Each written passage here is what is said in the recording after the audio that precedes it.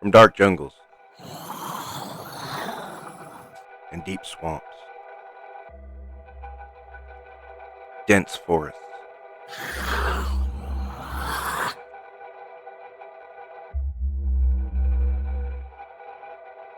and hidden laboratories around the world.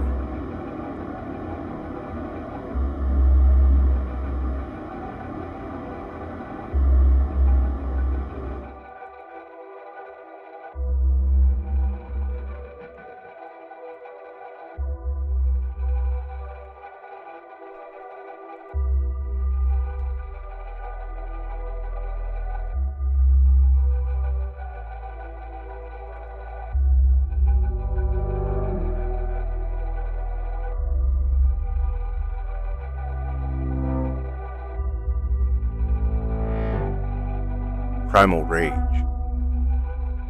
high-tech circuitry,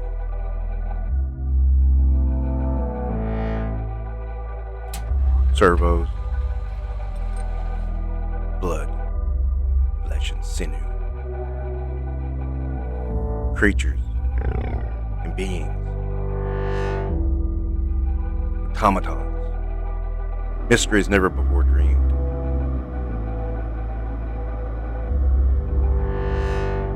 And nightmares never before viewed. Come now and join us for Creepies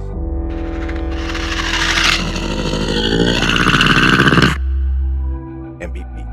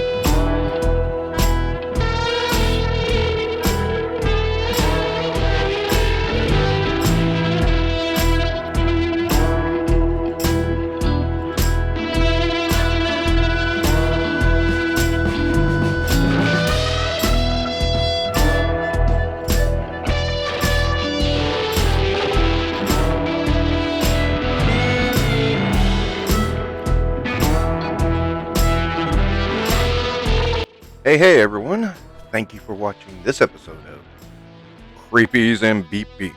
Today, we're going to take a look at Furay planet Crocker. This is an interesting one. A lot of people have been really jumping on the bandwagon with Furay planet, especially over Veteran William. Now, I think Veteran William looks cool, but at the same time, I'm kind of like, well, I'm not as big as a werewolf fan as a lot of people are. That doesn't mean I hate werewolves. It's just not my top tier. I got to looking at Crocker though, and I'm like, a big ass crocodile. That's something. I admit that's something different. And he's not bad. So finally one day I just decided I'll take the plunge and picked him up. Now, this falls into that, it seems like every time I buy a figure that's a little bit what I feel overpriced, I end up regretting it in some fashion. And I can't say I don't feel the same here. First, I gotta admit, I debated this figure for a long time, so I watched several reviews. And I did not realize that, nobody had really compared this guy to anyone else. And I was like, okay, he's not quite as big as I thought he would be. I mean, people kept blowing him up like, oh, he's so huge, and I get him out, he's bulky. but he's not huge. And I get to looking around at other figures of equal size, and I'm looking, okay, now I feel like, with $100 shipped, because you got to add the tax and the shipping. I mean, did I really get my value here? I'm trying not to sound disingenuous again, but this feels a little overpriced. Honestly, I mean, and some people are going to crucify me for that. But let's get down to it. Now, the paint apps are nice. One thing I'm going to say, though, when on the back of the box they say 2 forms. Yeah, one with the jacket on and with the jacket off. You can also mess with the handcuffs, and it's like, okay. It's not really 2 forms. It's just one is more monstrous, okay? He's not got that. So the neck thing confused me. The neck, it has a part, and you can pull it out, and God, it feels like it's going to snap when you pull it out. But anyway, it's really difficult to pull out, and what you do with it is you can have Crocker looking one direction or the other without as big a hole in the head. Although there's still a hole there. It's like, okay, what's the point here? I think this could have been accomplished much easier than having swappable necks. That's really weird to me, swappable necks too. His gun's alright, but it's not anything to write home about. He's got a big old knife.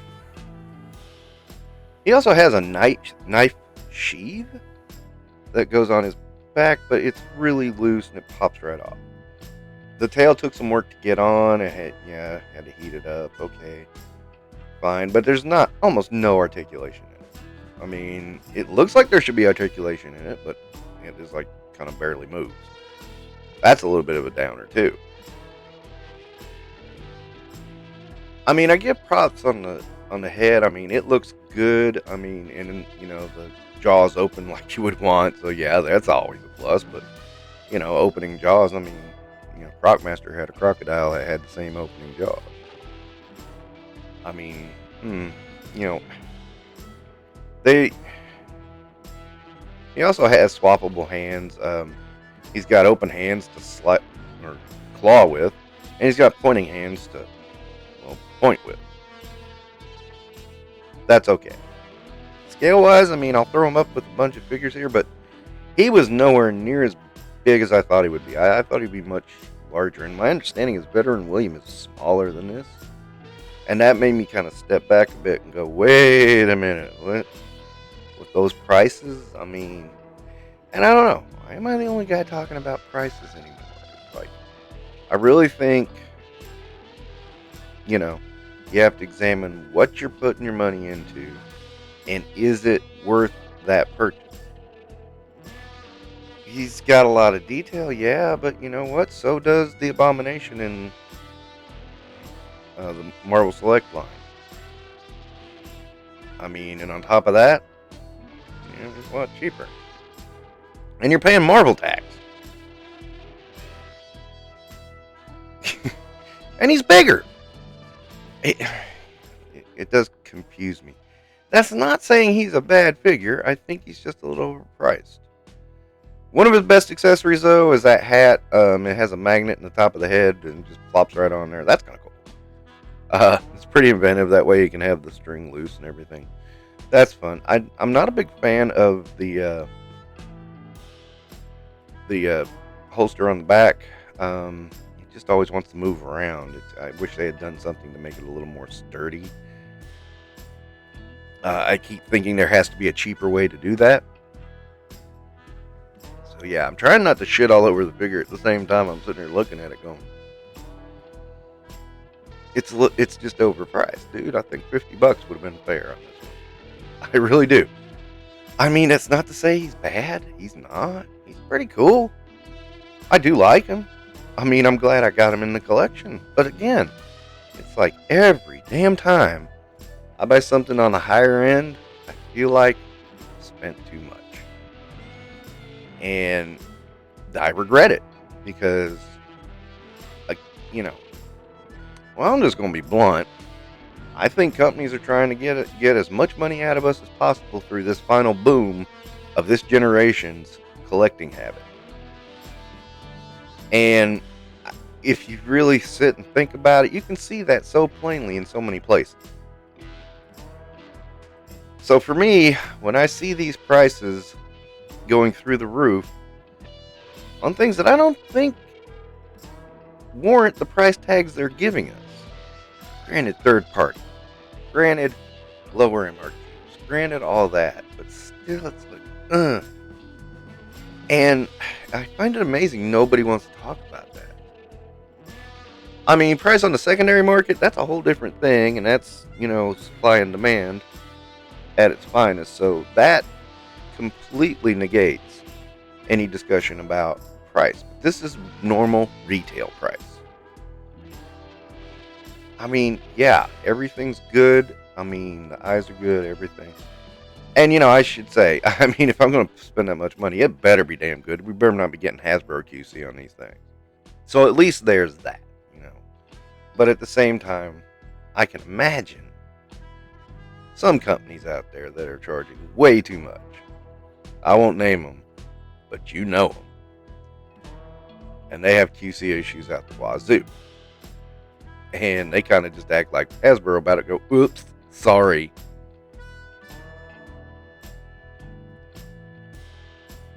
But yeah, something this high end, I would be really upset if we had a bunch of QC issues. And I probably wouldn't have bought it because I would have heard about them by now. Is this a good figure? I like him. I do, man. He's odd and different and weird. And I know a lot of people said, oh, I'm going to use this for Crocmaster. And I'm going to use this for Killer Croc with Batman. I'm like, I see where you're getting that from, but I don't agree. I kind of like him as his own guy. I'm going to keep him as his own guy. I may throw him in with Animal Warriors of the Kingdom. I may not. That's kind of up in the air. I mean, it's like I'm going to have uses for him, though. That's the point. I mean, he is cool enough that I could have uses. But at the same time, I'm not seeing where the price is. Articulation's okay, it's all single joints, but, he's a bulky figure, so I kind of let that go.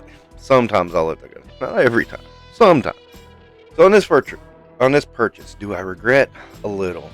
I mean, I won't lie. It's a bit pricey. That's all I can say. It's a bit pricey. And with that, you got to kind of think about, okay, how much do I really want something like this? And when I look at William and Blade Master Wing, I don't really want them that badly. They're not must-haves. They're kind of cool side notes. And a cool side note does not warrant the price tag this guy does.